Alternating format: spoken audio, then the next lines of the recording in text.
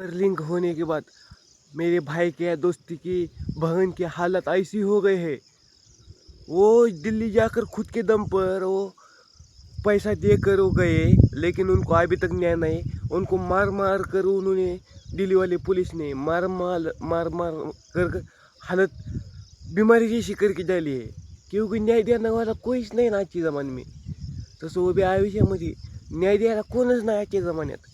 कारण की रात्रीचा दिवस करायचा, दिवसाची रात्र करायचा, अभ्यास करायचा आणि इकडे पेपर फोडायचं आणि पेपर टाकाय देऊन 10-15 लाखाला.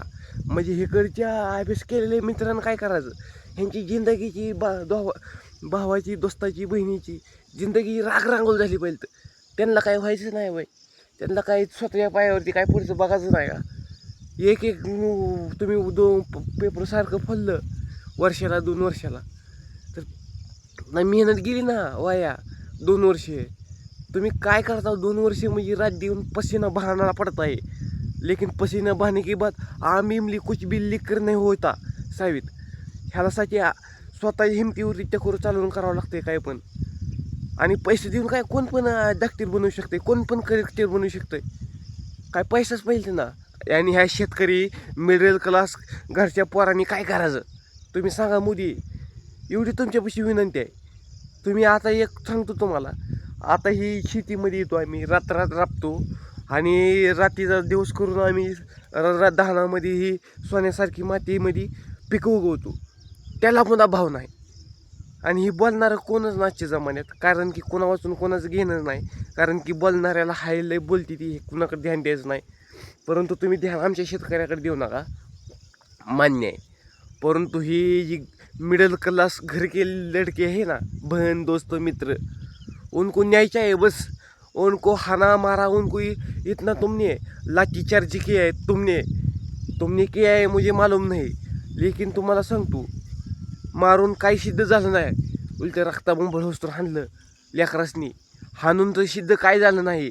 मी पण एक शाळा शिकलेलोच नाही मी सुद्धा, का तर पैसे नव्हतं. सत्तेपर्यंत सांगतो मायापाशी, घरच्यांपाशी. कारण की मला खोटं सांगून काही उपयोग नाही. कारण का शाळा शिकवायची असती तर मग ह्यांची हालत झाली असती. त्यापेक्षा बिझनेस करायला लागलो कुठे तर, तेव्हा स्वतःच्या पायावरती उभं राहून समजलं. पुन्हा अभ्यास करून सिद्ध काही स्वतःच्या पायावरती होत नाही. आणि सिद्ध जरी झालं तरी पाय अडकून पडायला लांबची नाहीत, जवळचीच आहेत. का तर ह्यापाशी पैसे नाही, कुठे तोंडवर करून चालाय शाळा शिकायला. का तर आमच्यासारखी, माझ्यासारखी परिस्थिती मिडल क्लास घरच्यांच्या लेकरांकडं रात्रीचा दिवस करते ती. मायबाप रानात शेतीमध्ये राबो राहिली, अजून त्यांना न्याय नाही. इकडं दिलेली गेली आणि सांगते काय आमचा दोष काय नाही पेपर फुटायला.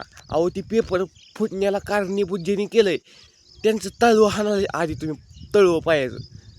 तोंड वर करून फडते ती पेपर ही, आणि स्वतः काय करते ते स्वतःला समजत नाही. पैसे ये पुढं, पैसे काय भिकारी सुधी कमवत आहे, आजचा उद्या पैसा कमवू.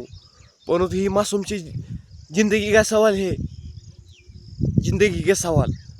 उनको शर्म नहीं का थोड़ी फार, उनको शर्म आनी चाहिए. उनके भी बेटे, उनकी भी लड़की होगी, उनकी लड़की की भी ज़िंदगी का सवाल होता है. सबकी ज़िंदगी का सवाल है आज के ज़माने में. खाने के लिए रोटी भी नहीं होती घर में, तो रोटी खाने के लिए जाना पड़ता है दूसरे के घर में. लेकिन आवाज़ उठाना के लिए कोई नहीं. मैं बोलता हूँ ज़्यादा लेकिन कहता हूँ सच. जिसको बोलना है बोल सकते हैं, मुझे इससे मतलब क्या नहीं.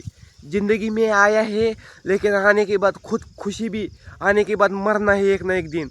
उम्र लंबती है, उम्र बढ़ती है, लेकिन एक दिन ठहर कर वो बूढ़ी भी हो जाती है. लेकिन हमारी ज़िंदगी का सवाल है एक एक दिन का, एक एक मेहनत का. फसल उगाने के लिए बाद खेती में उनको पानी देना ही पड़ता है. ऐसा नहीं फसल डाली है खेती में, लेकिन उसमें पानी ही नहीं डाला, उस फसल का क्या है. लेकिन उन पेपर फोड़ने वाले के तलवे से पाई के तलवे हानने पड़ेगा, और लकड़ी से नहीं. उनकी तलवे लोकांची फाईप से हाणना पडेगा. फाईप दुमती होणं चाहिए बस. फाईप मोडा पाहिजे तर फक्त पायावर त्यांच्या. स्वतःला शान समजून इथं लेकरांची रांगोळी करून टाकली. आणि आणखीन वरनं काय करते ती हाणते द्या तोंडवर करून. आणि स्वतः काय करते स्वतःला माहीत नाही, आणि दुसऱ्याला शहाणपणा शिकवते ती. आधी तुम्ही शहाणपणा शिकायचा आधी तुम्ही विचार करा. तुमच्या लेकरासारखंच आम्ही पण आहे. आणि तुमच्या लेकरा भावासारखंच आम्ही पण आहे. कारण की तुम्ही पण रात्रीचा दिवस करून बनलाव नाही ती. आणि आता आम्हाला बनाच म्हणले आमच्या आड पाया घालताव.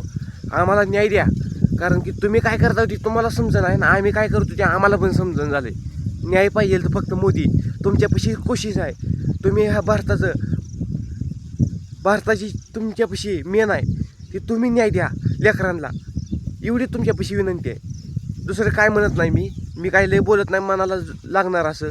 हा व्हिडिओ मोदीपर्यंत पोचवायचा प्रयत्न करा, एवढी तुमच्यापाशी विनंती आहे.